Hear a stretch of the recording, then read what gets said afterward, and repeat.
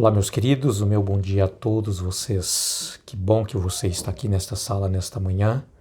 Deus seja louvado com a sua presença, com a minha presença e a presença de todos nós. Eu quero agradecer a todos vocês que sempre estão aqui. A você também, meu irmão, minha irmã ou amigos que, quem sabe não é assim tão frequente, né? A nossa sala, mas horas ou outra você entra, quem sabe, para ouvir um pouco, ou mesmo para tirar alguma dúvida, quem sabe.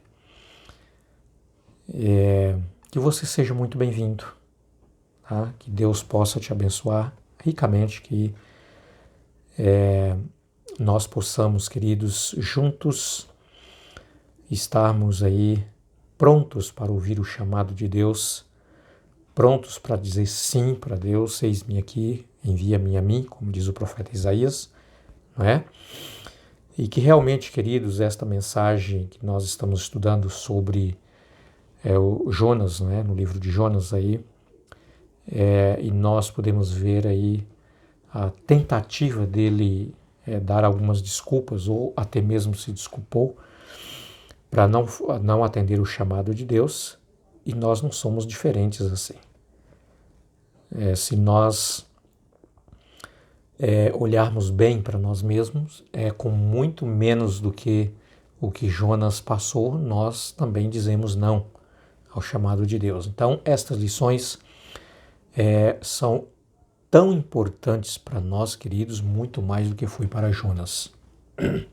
Aliás, nós temos a última mensagem a ser anunciada e pregada a este mundo. Agora vamos orar pedindo a Deus a sua bênção para nós entrarmos aqui no conteúdo da lição, porque nós temos aqui variadas lições importantes para nós. Deus, nosso Pai maravilhoso, te agradecemos por esta oportunidade. Neste momento nós vamos abrir a Tua Palavra e por isso pedimos em nome de Jesus ao Espírito Santo, por mim e por todos os meus irmãos que estão comigo nesta sala. Em nome de Jesus. Amém. Queridos, nossas desculpas, conflitos desconfortáveis. Tá? Hoje o nosso estudo baseia no capítulo 4 do livro de Jonas. E como eu já disse para vocês, esta semana, ao longo desta semana, nós estamos aí estudando sobre o livro de Jonas e o chamado. E muitas vezes, queridos, aqui está dizendo nossas desculpas, não é? Nós não somos diferentes. E nós damos muitas desculpas, tá? Ao chamado que Deus tem feito por nós para levar a mensagem da salvação em Cristo Jesus a um mundo que realmente não é diferente daquela cidade pela qual Jonas foi chamado para ir levar a mensagem, a cidade de Nínive. Queridos, no decorrer da nossa lição, propriamente hoje no capítulo 4, tem alguns pontos aqui que eu quero destacar com vocês, porque são pontos muito importantes que refletem também hoje nos nossos dias. Tá? Depois de Jonas percorrer por 3 dias a cidade de Nínive e ele perceber que aquele povo correspondeu ao chamado e à mensagem que foi enviada por Deus através de Jonas, queridos, Jonas, ele ficou muito furioso, ele ficou assim muito decepcionado, muito enraivecido, tá? De tal maneira, na hora que você tiver um tempinho, leia todo o capítulo 4 no livro de Jonas, só para você entrar aí, na história de Jonas, o que aconteceu naquele dia, no final do 3º dia, tá? E então, queridos, quando Jonas ele viu que o povo respondeu exatamente conforme Deus o havia enviado aquela mensagem, na esperança de salvar aquela cidade, porque a vontade de Deus, na verdade, não era destruir a cidade, era salvar a cidade. Tá? Tanto é que aqui Deus faz algumas perguntas para Jonas quando ele briga com Deus, questiona com Deus. E Jonas diz assim, olha, Jonas fez uma oração e diz assim, Senhor, veja só a oração de Jonas. Eu sabia muito bem que o Senhor não queria destruir esta cidade, porque eu te conheço. Porque o Senhor é clemente, misericordioso, compassivo, tardio em irar e cheio de misericórdia. Então eu sabia que o Senhor não iria destruir essa cidade. Então Jonas ele fez essa oração, queridos, não para agradecer a Deus por aquele povo ter se arrependido dos seus pecados, ter se convertido, ter se humilhado, colocado a vida deles nas mãos do Senhor. Jonas não estava agradecido com esses fatos de acontecimento extraordinário, milagrosamente que aconteceu naquela cidade. Mas Jonas estava aqui, queridos, brigando com Deus. Essa oração dele é uma oração assim de desabafo, uma oração de briga mesmo. Tá? E aí eu começo a pensar naquele Deus, sabe? Imagine um pai, imagine uma mãe, tá? Quando o seu filho está passando por uma situação, por um problema, tá? E você chega para esse seu filho ou filha, coloca a sua mão sobre o ombro, beija o rosto do filho e diga, filho, não é por aí, tenha paciência, sabe? Espera um pouco, para um pouco, reflete sobre o que está acontecendo, sabe? Tenha paciência, eu estou aqui com você, vamos, sabe, superar esse problema, essa situação. Eu imagino Deus, queridos, chegando para Jonas e disse assim, Jonas, me responde algumas perguntas, Jonas, vem cá, senta aqui comigo, vamos conversar um pouco. Imagine Deus tendo esse diálogo com Jonas, né? E Deus responde à oração de Jonas, dizendo assim, Jonas, me responde uma coisa. A quem você ama mais? Você ama a natureza, a criação ou o Criador? Jonas estava tão desesperado, queridos, que ele saiu ali da cidade e ele sentou ali em um lado extremo da cidade e disse assim, olha, eu vou esperar aqui, vou aguardar e vou ver o que vai acontecer nessa cidade. Vou ver se Deus realmente vai enviar fogo e enxofre, vai destruir a cidade, vai queimar essa cidade. Tá? Eu vou ver o que Deus vai fazer. Era o que Jonas tinha no seu coração, ele esperava exatamente isso. Tá? E daqui a pouco eu quero entrar em alguns pontos importantes aqui, queridos, para nossa reflexão, tá? Pontos para nós destacar realmente se nós não somos iguaizinho a Jonas, ok? E Deus então diz assim, Jonas, esse povo, Jonas, não sabe distinguir, é um povo ignorante, não tem conhecimento de mim. Sabe, mas existe pessoas aí nessa cidade que, embora vive no pecado, vive no erro, mas não é isso que ele quer algo melhor. Ele quer conhecer algo, sabe, que pode transformar a sua vida, que pode mudar a sua vida. Então, Jonas, essa cidade tem mais de 120 mil habitantes, mais de 120 mil pessoas. Você não tenha compaixão, Jonas? Você quer que eu destrói todo mundo, que eu acabo com todo mundo? Desde a criança, o jovem, o adolescente, o mais idoso, os animais. Sabe, queridos, Deus ele é tão maravilhoso, tão cuidadoso, o seu amor é tão grandioso, que Deus estava dizendo assim para Jonas, pensa nos animaizinhos que estão aí também. Pensa, sabe, nos cãezinhos, nos cachorrinhos, nos gatinhos que estão aí.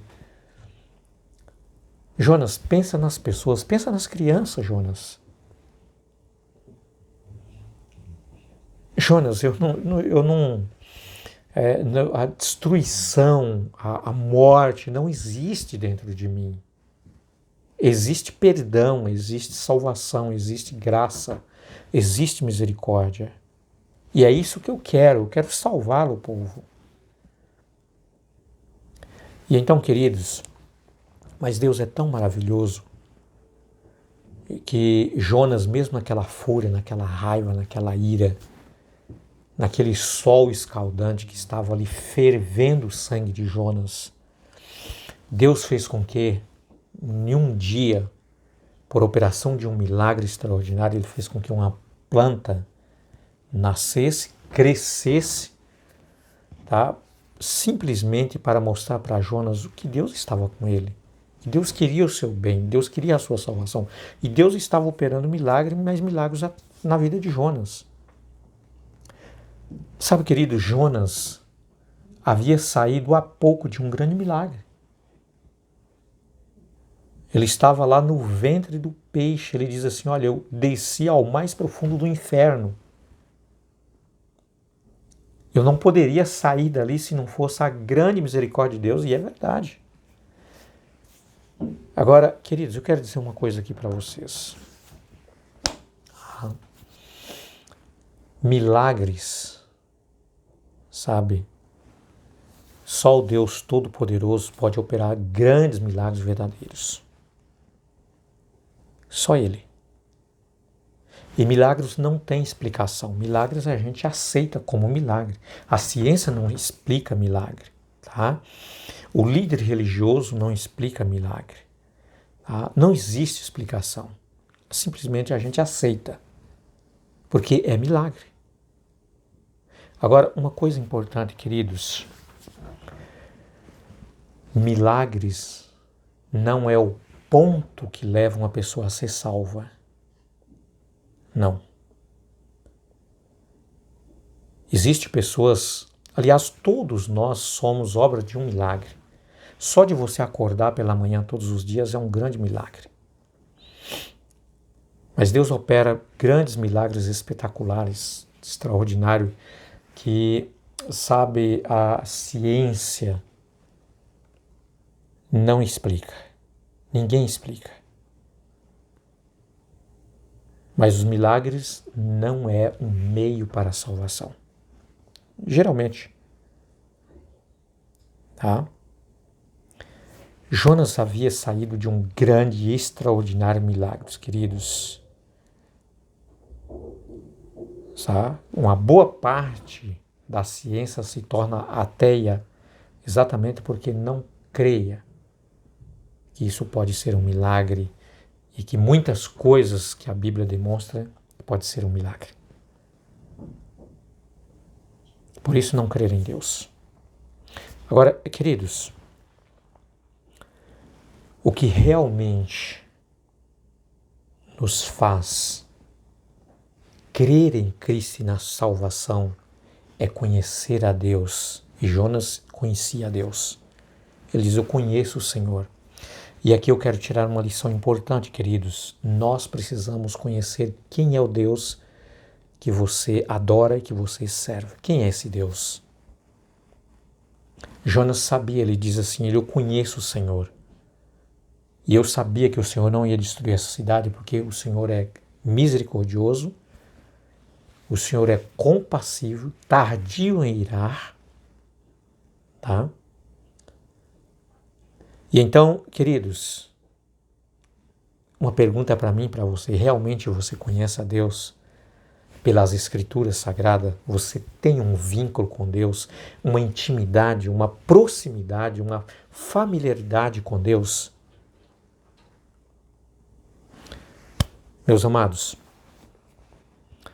quando aquela planta ela é comida ali, a sua raiz ali por por um inseto, alguma coisa, e ela morre. Jonas, ele clama pela morte. Jonas está tão enraivecido com aquela cidade, com a conversão daquela cidade, com o milagre que Deus efetuou naquela cidade de salvação. Sabe, queridos, que Jonas diz que é melhor para ele o suicídio, é melhor para ele a morte do que contemplar a salvação daquele povo. E aqui eu entro em alguns pontos importantes, queridos. Meus amados, por favor, não deixe, não permita, entregue sua vida a Cristo Jesus, sabe? E não deixe, queridos, que esse malefício que existia no coração de Jonas venha existir também no seu coração. Que o ódio, sabe, que a ira, que a raiva dê lugar à paz, dê lugar ao amor. Quantas pessoas hoje, como Jonas, queridos, dizem assim, olha, eu prefiro não ir para o céu do que entrar lá junto com essa pessoa que eu não quero ver na minha frente.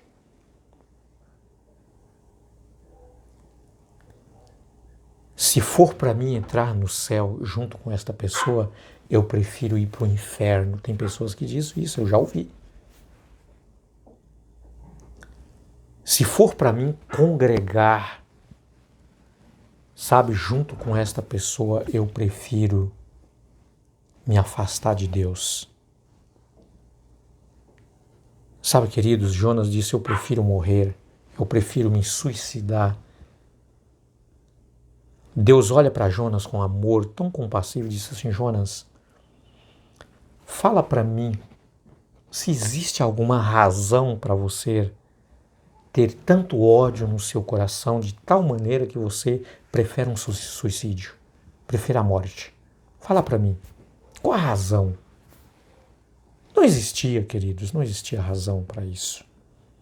Era simplesmente porque ele permitiu que o inimigo fizesse essa obra maléfica dentro do seu coração, e muitos hoje permitem também a mesma coisa. Sabe, queridos,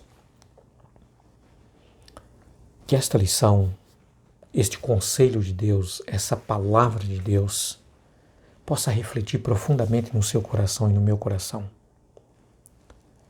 Abre o seu coração e deixa Jesus plantar o seu amor, a sua graça, o seu perdão, a sua paz. Quero desejar a você um dia muito abençoado, uma quarta-feira cheia da graça de Cristo. E até amanhã, se Deus quiser, com nosso próximo vídeo.